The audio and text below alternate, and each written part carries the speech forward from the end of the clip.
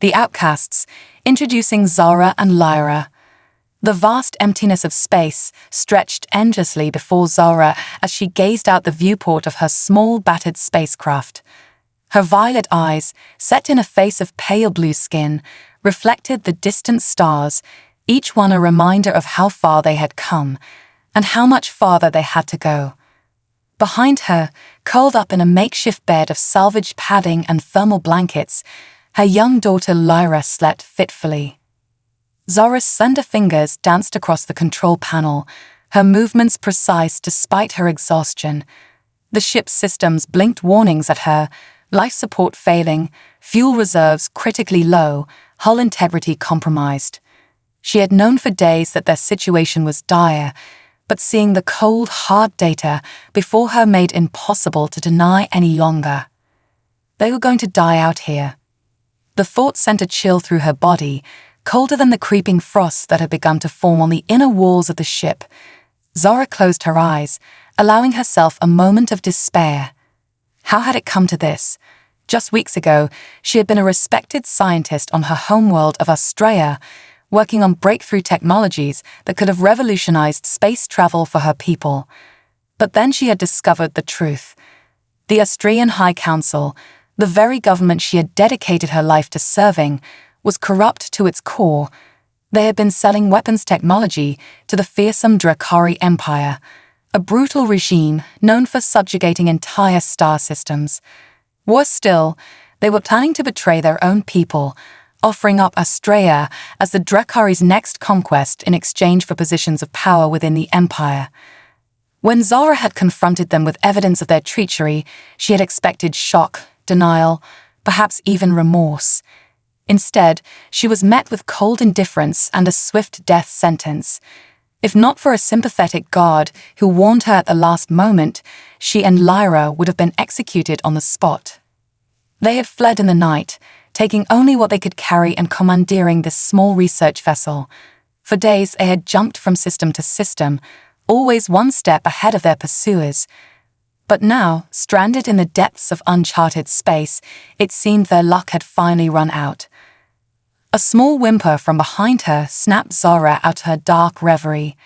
Lyra was stirring, her tiny form shivering despite the blankets. Zara moved to her daughter's side, gently stroking the child's shock of white hair. "Mama." Lyra's eyes fluttered open, revealing irises of swirling gold, a rare trait even among their own kind. "Are we safe yet?" Zara forced a smile, pushing down the lump in her throat. "Not yet, my little star, but soon, I promise." The lie tasted bitter on her tongue, but she couldn't bear to rob her daughter of hope, not when it was all they had left. Lyra sat up, her small antenna twitching as she sensed her mother's distress. Like all Austrians, they possessed a limited form of empathic ability, a gift in times of peace, but a curse when trying to hide one's fears from a perceptive child. "You're scared," Lyra said, her voice trembling. "I can feel it." Zara pulled her daughter close, wrapping her in a tight embrace. "Yes, my love, I am scared. But do you know what's stronger than fear?" She pulled back, meeting Lyra's eyes. "Love, and I love you more than all the stars in the sky." A ghost of a smile crossed Lyra's face, but it quickly faded as a violent shudder ran through the ship. Warning klaxons blared to life, red emergency lights bathing the cabin in an ominous glow. Zara rushed back to the controls, her hearts pounding. The primary power core had finally given out, leaving them adrift in space with only emergency systems operational. They had hours of life support left at most. "Mama, what's happening?" Lyra's voice was small, frightened. Zara opened her mouth to respond, to offer some words of comfort, when something on the sensor display caught her eye. A ship was approaching, fast. For a moment, wild hopes surged through her. Could it be a rescue? But as the silhouette of the vessel came into focus on the view screen, that hope turned to ash in her mouth. She recognized the sleek, predatory lines of a Dra'ri hunter-killer. They had found them. Zara's mind raced. There was nowhere to run, no way to fight. In desperation, she did the only thing she could think of. She killed all remaining power to the ship, plunging them into darkness and cold. With luck, the Dra'ri would assume they were already dead and move on. She gathered Lyra in her arms, huddling together in the pitch black of the cabin. "We have to be very quiet now," she whispered. "Like we're playing hide and seek. Can you do that for me?" Lyra nodded against her chest, her small body trembling. Minutes stretched into an eternity as they waited in silence. Zara could feel the vibrations as the Dra'ri ship drew near, its powerful sensors no doubt scanning their lifeless vessel. She held her breath, praying to gods she had long since stopped believing in. Just when she thought her lungs would burst, the vibrations began to recede. The Dra'ri were moving away, apparently satisfied that their quarry was no more than space debris. Zara let out a shuddering breath, relief washing over her. But it was short-lived. They were alive, yes, but for how much longer? Without power, they would freeze or suffocate in a matter of hours. As if in answer to her unspoken question, a new light appeared on the view screen. Another ship was approaching, but this one was unlike any Zara had ever seen before. Its design was alien to her, all sharp angles and utilitarian efficiency. A transmission crackled to life over the emergency communicator. "Unidentified vessel, this is Captain Jack Harper of the Earth ship Horizon. We've detected your distress beacon. Do you require assistance?" Zara's antenna twitched in confusion. Earth? She had never heard of such a world. But as she looked down at Lyra, hope blooming in her daughter's golden eyes, she knew they had no choice but to trust these strangers. With trembling fingers, she keyed the communicator. "This is Zara of Australia. Please, help us." As the strange ship drew nearer, Zara held Lyra close. Whatever came next, they would face it together. And for the first time in weeks, she dared to believe that perhaps their story wasn't over just yet. The universe, it seemed, had other plans for Zara and Lyra, and humanity was about to show them just how far it would go to protect those in need. The savior. Captain Jack Harper's discovery. Captain Jack Harper stood on the bridge of the Horizon, his weathered face illuminated by the soft glow of holographic displays. At 45, he was younger than most captains in Earth's fledgling interstellar fleet, but the silver streaks in his dark hair and the lines etched around his eyes spoke of experiences beyond his years. "Captain, we're approaching the source of the distress signal," his first officer, Sarah Chen, reported. Her almond-shaped eyes narrowed as she studied the readouts. "But sir, I'm not detecting any life signs." Jack frowned, stroking his stubbled chin. Something didn't sit right.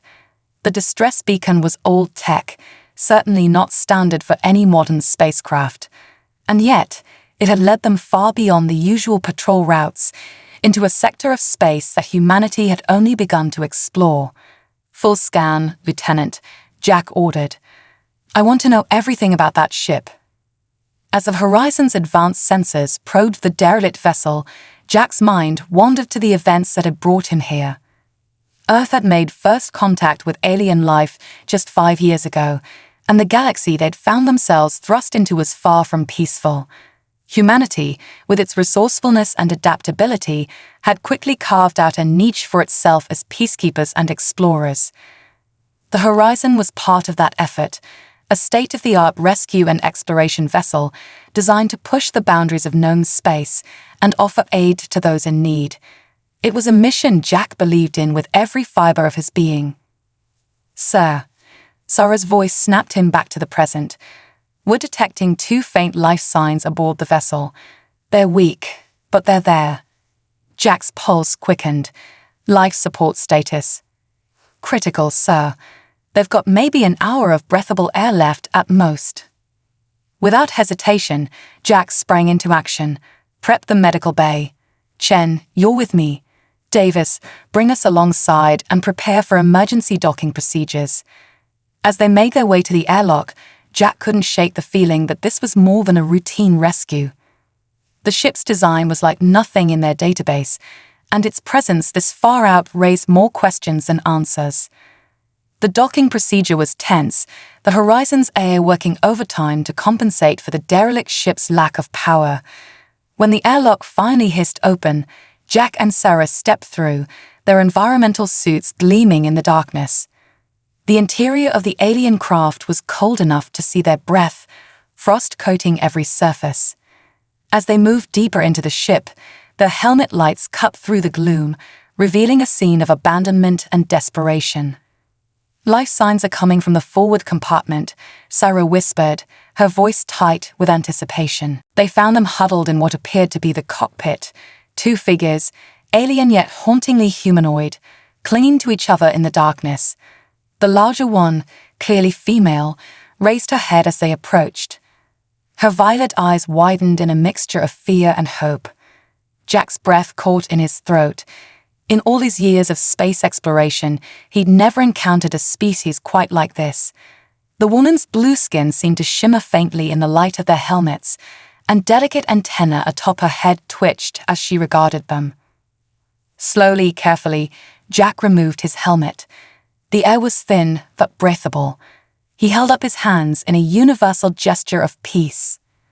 "I'm Captain Jack Harper of the Earthship Horizon," he said softly. "We're here to help." The alien woman's lips moved, but no sound came out. She clutched the smaller figure, a child, Jack realized with a start, closer to her chest. Sarah stepped forward, her medical scanner humming. "Captain, they're suffering from extreme cold exposure and oxygen deprivation. We need to get them to the med bay now." Jack nodded, then turned back to the aliens. "We're going to take you to our ship. You'll be safe there. Do you understand?" After a moment's hesitation, the woman gave a small nod. Jack moved to help her up, but as soon as she tried to stand, her legs gave out. Without thinking, he scooped her into his arms, cradling her slight form against his chest. Sarah did the same for the child. As they made their way back to the Horizon, Jack couldn't help but marvel at the being in his arms. Despite her alien appearance, there was something undeniably human in the way she clutched at him, in the love and protectiveness evident in every line of her body as she reached for her child.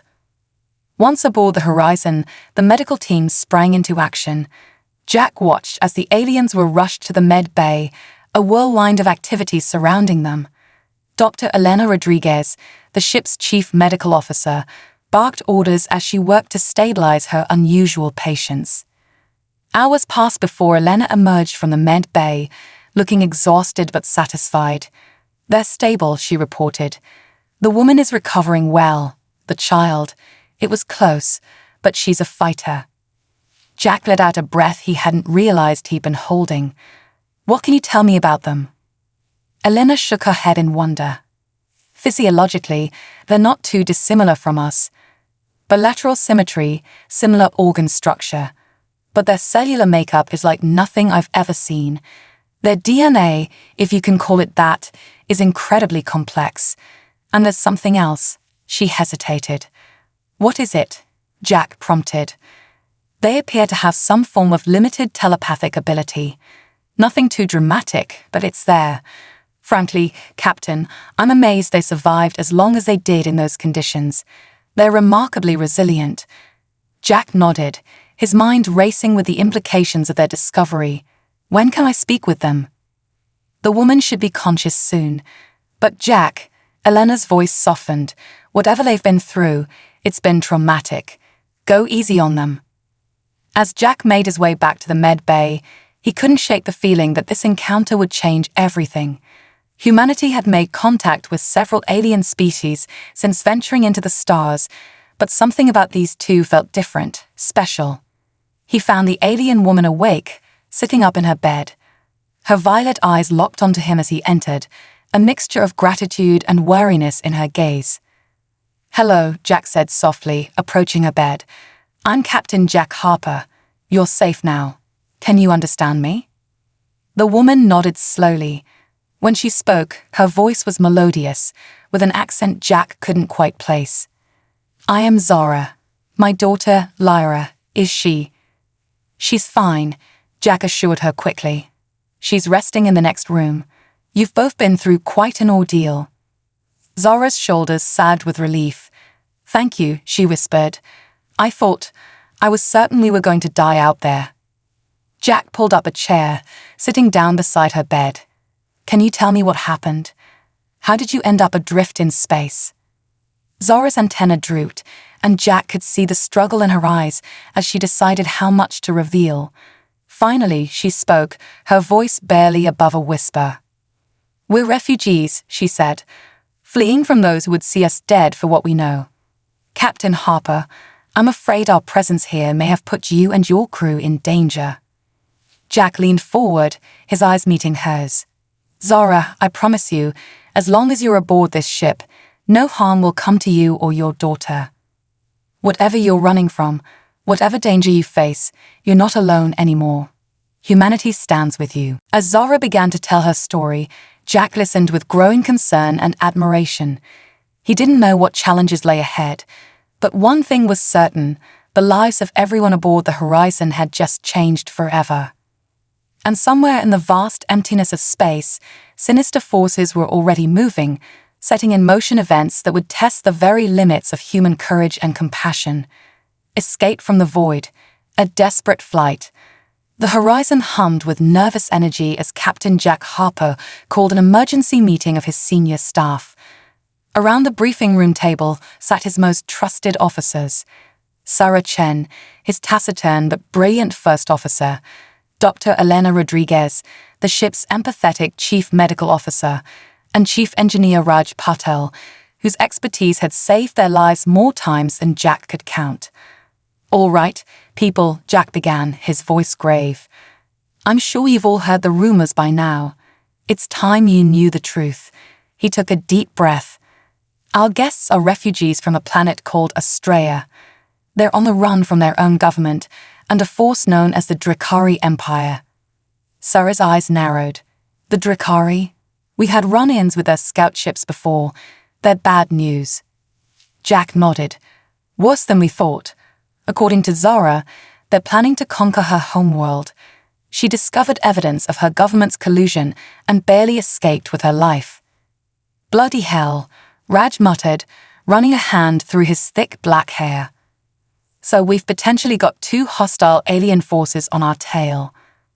"That's the situation," Jack confirmed. "Dr. Rodriguez, how are our guests doing?" Elena's warm brown eyes showed concern. "Physically, they're recovering well, but the psychological trauma, it's going to take time, especially for the child, Lyra." Jack leaned forward, his hands clasped on the table. "Time may be a luxury we don't have. I sent an encrypted message to Earth Command, but until we hear back, we need to operate under the assumption that we're on our own out here." The room fell silent as the weight of their situation sank in. It was Sarah who finally spoke up. "What are your orders, Captain?" Jack's jaw set with determination. "We run. We get Zora and Lyra to Earth, where they'll be under the protection of the entire human fleet. It's their best chance, and our best chance of preventing a galactic war." As if on cue, the ship's AIA chimed in. "Captain, long-range sensors are detecting multiple ships entering the system. Configuration matches known Dra'ri vessels." The room erupted into action. "Battle stations," Jack barked. "Raj, I need every ounce of speed you can give us. Sarah, plot us a course that'll keep us out of their sensor range for as long as possible." As his crew rushed to their posts, Jack made his way to the med bay. He found Zora sitting on the edge of her bed, Lyra clutched tightly in her arms. The fear in her eyes made his heart ache. "They're here, aren't they?" Zora asked, her voice barely a whisper. Jack nodded grimly. "We're leaving now. Can you walk?" Zora stood, wobbling slightly but determined. "We've put you in terrible danger. Perhaps it would be best if you left us." "Not a chance," Jack cut her off. "You're under my protection now. Both of you. We're in this together." As they made their way to the bridge, the Horizon shuddered as Raj pushed the engines to their limits. The view screen showed the vastness of space stretching before them, punctuated by the ominous shapes of Dra'ri warships in the distance. "They're gaining on us, Captain," Sarah reported, her fingers flying over the tactical display. "Their ships are faster than anything we've encountered before." Jack's mind raced. They couldn't outrun the Dra'ri forever, and the Horizon, while well-equipped, was no match for a fleet of warships in direct combat. "Raj," he called over the comm, "what about the experimental jump drive? Is it operational?" There was a pause before the engineer's voice came back, tinged with uncertainty. "Technically, yes. But sir, we've never tested it with living subjects. The risks are better than certain death," Jack finished. He turned to Zara, who stood wide-eyed on the bridge, Lyra clinging to her legs. "I won't lie to you, this is dangerous, but it might be our only chance."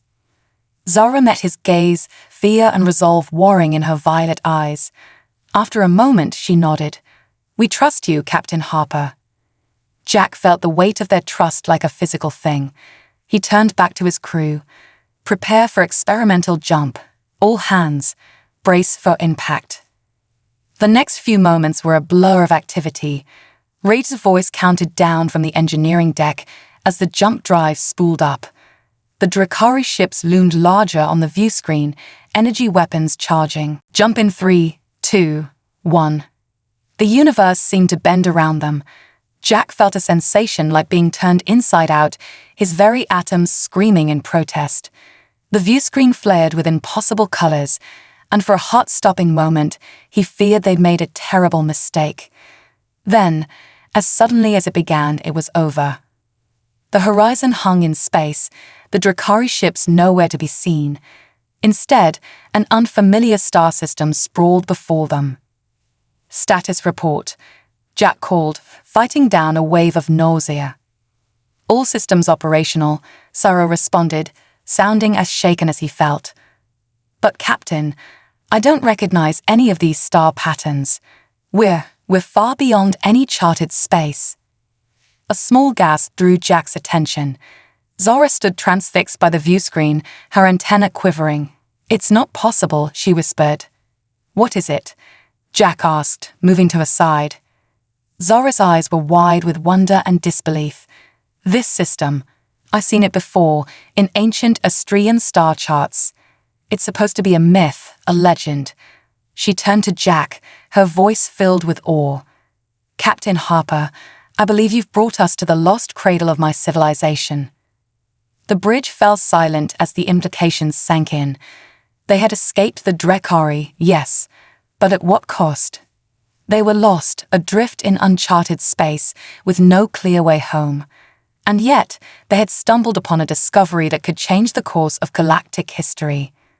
Jack looked around at his crew, at Zara and Lyra, and felt a fierce protectiveness surge through him. Whatever challenges lay ahead, they would face them together. They were no longer just refugees and rescuers, they were explorers, standing on the precipice of a new frontier. As the Horizon drifted deeper into the unknown system, Jack Harper made a silent vow. He would see Zara and Lyra safe. He would uncover the secrets of this lost world, and somehow, someway, he would get his crew home. The adventure, it seemed, had only just begun. Haven on Earth, adjusting to a new world. The Horizon's unexpected jump had brought them to a system that defied all expectations. As they cautiously approached the third planet from the star, sensors confirmed what their eyes could scarcely believe: a world remarkably similar to Earth, yet untouched by civilization. "It's beautiful," Zara whispered, her violet eyes wide with wonder as she gazed at the viewscreen. The planet below was a swirling mix of blues, greens, and whites, oceans, continents, and cloud formations that hinted at a thriving ecosystem. Captain Jack Harper nodded, a mix of excitement and trepidation coursing through him. "It looks like we found ourselves a temporary haven, but we need to be cautious. Sarah, scan for any signs of technology or artificial structures." Sarah's fingers danced over her console. "Nothing, Captain. As far as I can tell, this world is pristine. No radio signals, no artificial satellites, no signs of intelligent life." Jack turned to Zara. You said this system was in ancient Astrian star charts. What do your legends say about this place? Zora's antenna twitched thoughtfully. The stories speak of a paradise world, the birthplace of our people, but they're just myths, passed down through generations. I never dreamed they might be real. Well, Jack said with a wry smile, it looks like we're about to find out. Raj, how are our systems holding up after that jump? The chief engineer's voice came over the comm, tinged with frustration. We're stable, Captain, but the experimental drive is fried. It'll take weeks, maybe months to repair, and that's assuming we can find compatible materials on this planet. Jack absorbed this news with a grim nod. They were truly on their own now, cut off from Earth and any hope of immediate rescue. But they were alive, and for now, that had to be enough. All right, people, let's find ourselves a landing site. We're going to be calling this place home for a while. The next few days were a flurry of activity as the Horizon's crew established a base camp on the planet's surface. They chose a location near a freshwater river, with fertile soil and a temperate climate. As they set up prefab shelters and began initial surveys of the area, Jack couldn't help but marvel at how easily Zora and Lyra seemed to take to their new environment. It feels right, Zora explained when he asked her about it. Like a part of me has always known this place. She closed her eyes, her antenna swaying gently in the breeze. The air, the soil, even the light of the sun, it all resonates with something deep inside us. Lyra, for her part, seemed to blossom in their new surroundings. The fear and trauma that had haunted her eyes began to fade, replaced by curiosity and joy as she explored the alien yet familiar world around her. As weeks turned into months, the Horizon's crew settled into a routine. They divided their time between repairing the ship, exploring their new home, and learning from Zora about Astrian culture and technology. Jack found himself spending more and more time with Zora and Lyra, drawn to their resilience and the unique perspective they brought to every situation. One evening, as they sat around a campfire under an alien sky filled with unfamiliar constellations, Zora shared more of her people's legends. The stories say that long ago, our ancestors achieved great technological marvels, she said, her voice taking on the cadence of a storyteller. They could reshape worlds, harness the power of stars, but with that power came conflict. A great war tore our civilization apart, and in the aftermath, the survivors fled to the stars, their memories of this world fading into myth. Jack listened, fascinated. Do you think there might be evidence of that ancient civilization here? Ruins or hidden technology? Zora's eyes gleamed in the firelight. It's possible. If the legends are true, we might find answers to questions my people have been asking for millennia. As the days passed, they began to uncover tantalizing clues, strange rock formations that seemed too regular to be natural, unusual energy readings from deep within the planet's crust, and most intriguingly, a series of cave systems that bore markings eerily similar to ancient Astrian script. But their peaceful exploration was not to last. One morning, as Jack was reviewing survey data with Sarah, Aria's voice cut through the air, urgent and alarmed. Captain, multiple objects entering the atmosphere. Configuration suggests Dra'ri dropships. Jack's blood ran cold. Somehow, against all odds, they had been found. Battle stations. He barked into his communicator. All personnel, return to the Horizon immediately. This is not a drill. As klaxons blared and the camp erupted into organized chaos, Jack ran to find Zora and Lyra. He found them near the cave entrance they had been exploring, Zora's face pale with fear. They found us, she whispered. How? How did they track us across such a vast distance? Jack shook his head, his mind racing. I don't know, but we need to move. Now. But as they turned to run, the ground beneath their feet began to tremble. The cave entrance behind them started to glow with an eerie blue light, pulsing in time with the tremors. Lyra, who had been uncharacteristically quiet, suddenly spoke up. The heart, she said, her golden eyes wide. It's calling to us." Before Jack could ask what she meant, a blinding flash of light erupted from the cave. When his vision cleared, he saw a shimmering energy field surrounding them, extending outward to encompass the entire camp. In the sky above, the Dra'ri dropship seemed to falter, their engines sputtering as they encountered the energy field. Several veered off course, crashing into the wilderness beyond. Jack stared in awe at the pulsing energy around them, then back at Zara and Lyra. The young girl's eyes were glowing with the same blue light as the cave, and her mother looked just as shocked as he felt. What's happening?" Jack managed to ask. Zara shook her head, wonder and fear mingling in her voice. I think we've awakened something ancient and powerful." She looked at her daughter with a mixture of pride and trepidation, and somehow Lyra is connected to it. As the Dra'ri forces regrouped for another assault, Jack realized that everything had changed. They were no longer just fugitives hiding on a lost world. They had stumbled upon a power that could shift the balance of the entire galaxy. The real challenge, he realized, was only just beginning.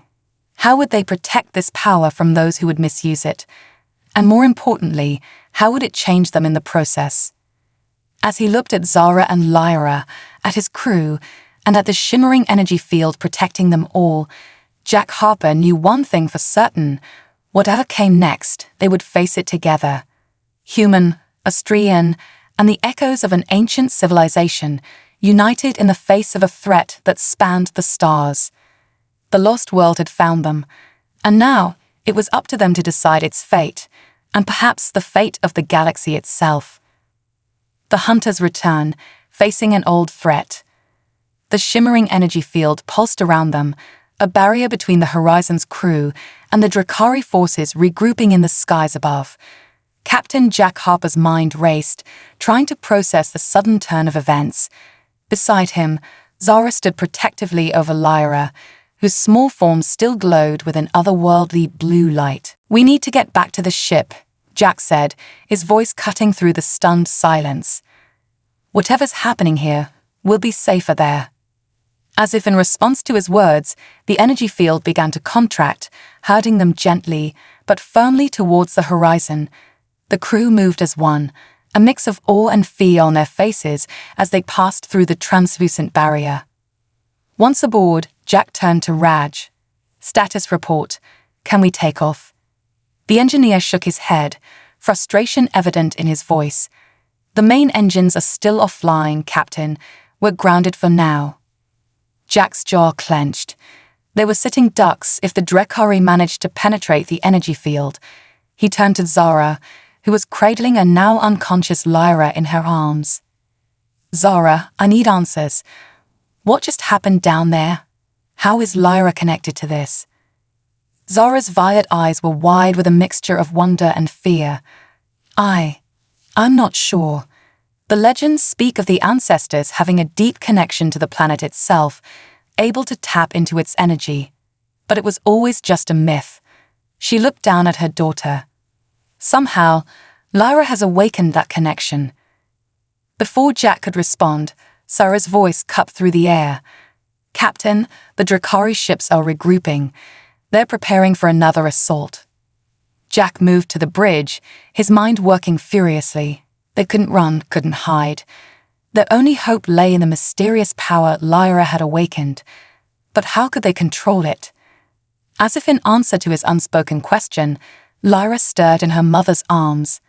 Her golden eyes fluttered open, now swirling with threads of that ethereal blue light.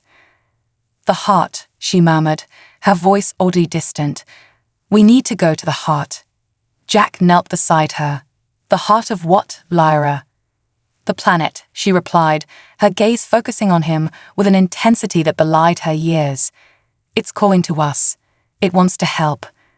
Jack exchanged a look with Zara, who nodded hesitantly. He stood, decision made.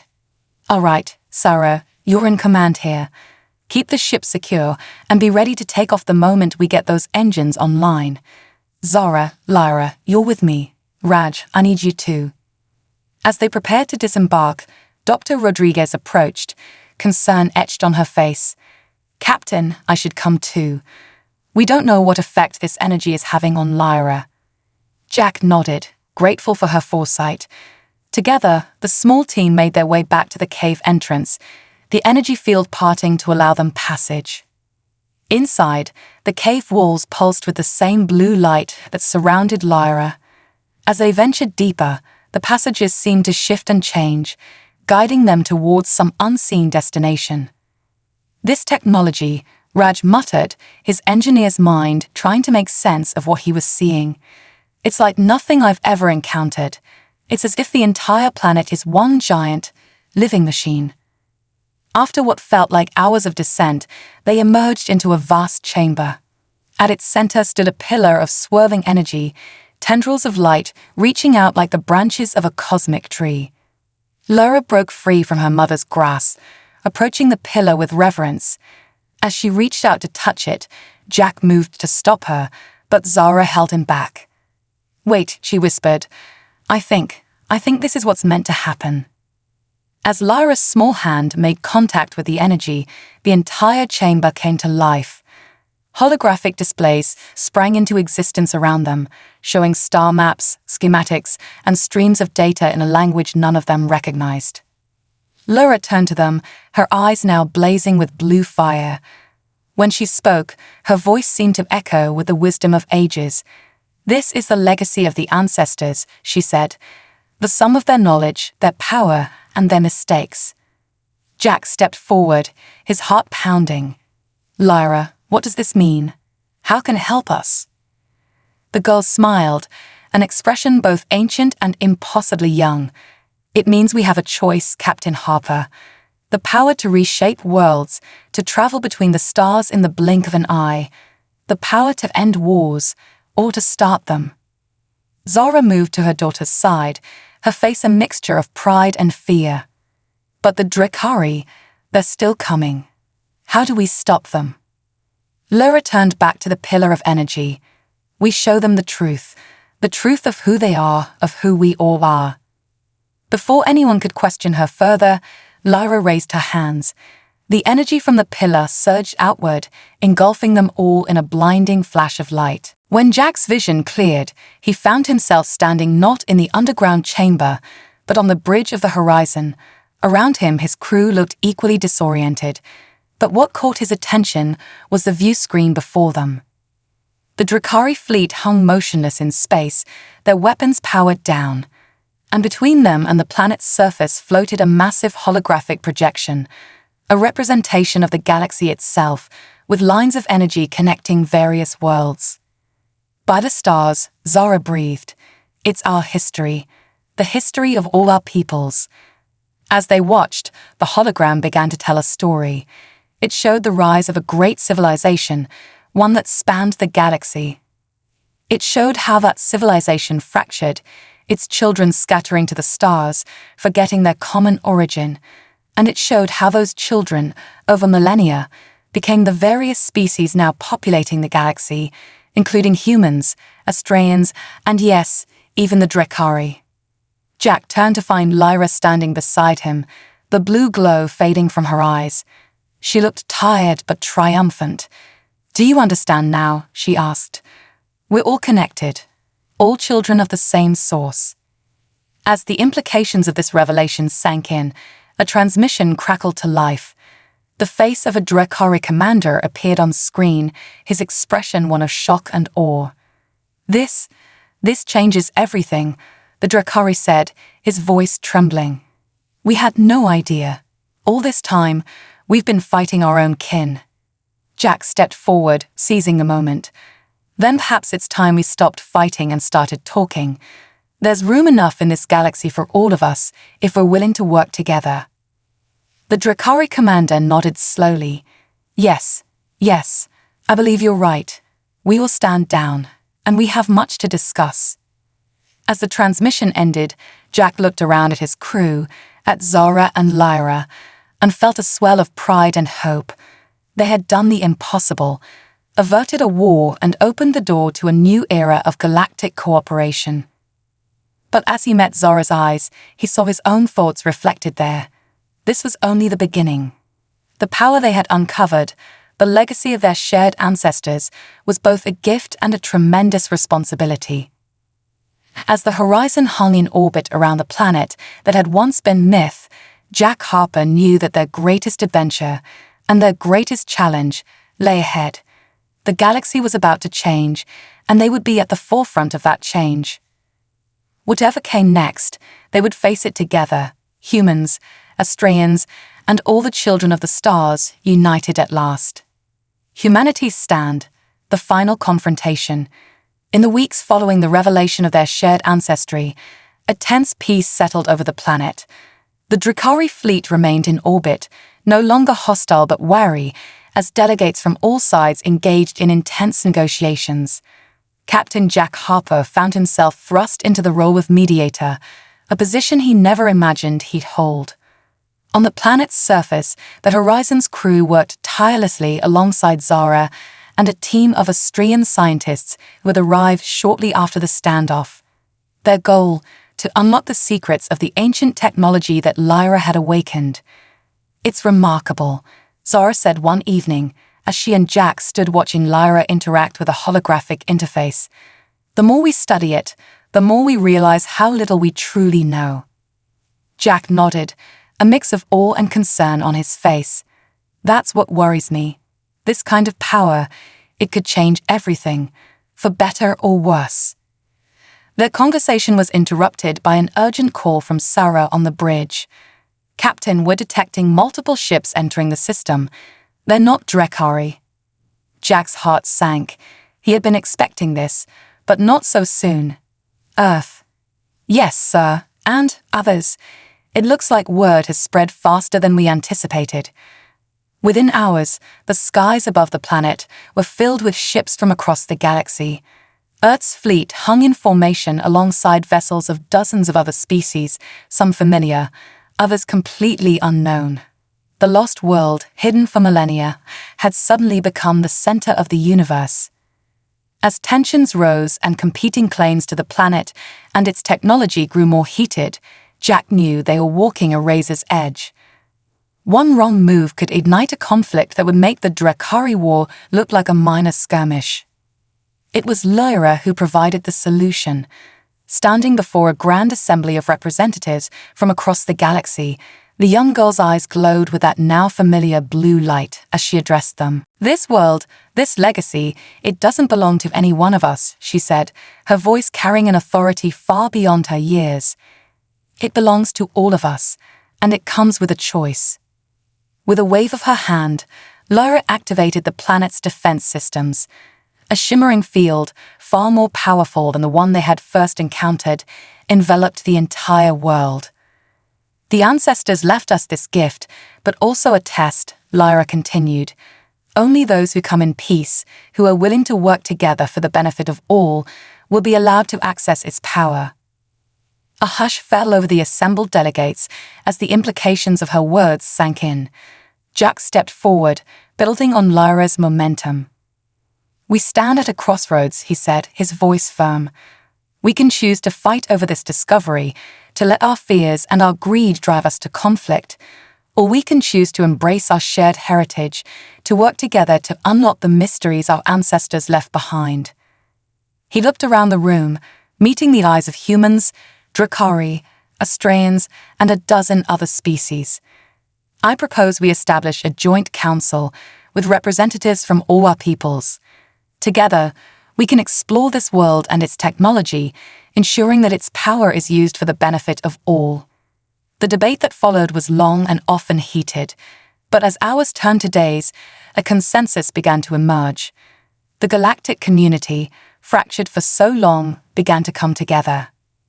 In the end, it was humanity's willingness to stand firm, not through force of arms, but through diplomacy and a commitment to cooperation, that turned the tide. Earth, as the newcomers to the galactic stage, was given the honor of hosting the newly formed Galactic Council. As the various fleets began to disperse, their representatives returning home to spread the word of the momentous agreement, Jack found himself standing once again with Zara and Lyra, watching the sunset on their no longer lost world. "So, what happens now?" he asked, a mix of exhaustion and exhilaration in his voice. Zara smiled, taking his hand in hers. Now we begin the real work, exploring, learning, growing. Together. Lyra, her eyes now back to their normal golden hue, looked up at them both. The ancestors showed us the way, she said softly, but it's up to us to choose the path forward. As the first stars began to appear in the alien sky, Jack Harper reflected on the incredible journey that had brought them to this moment. They had set out to save 2 refugees and had ended up changing the course of galactic history. The challenges ahead were immense, integrating the ancient technology, maintaining the fragile peace, exploring the vast unknowns that still lay before them. But as he stood there, with Zara and Lyra by his side, and the knowledge that countless worlds stood united for the first time in millennia, Jack felt a surge of hope. Humanity had taken its stand, not through force, but through compassion, diplomacy, and an unwavering belief in the potential for cooperation. They had faced the ultimate test and emerged stronger, wiser, and more united than ever before. As night fell on the cradle of their shared civilization, Jack Harper knew that this was not an ending, but a beginning. The stars awaited, and together, they would meet whatever challenges the universe had in store. The legacy of the ancestors lived on in all of them, and the greatest adventure in galactic history was just beginning.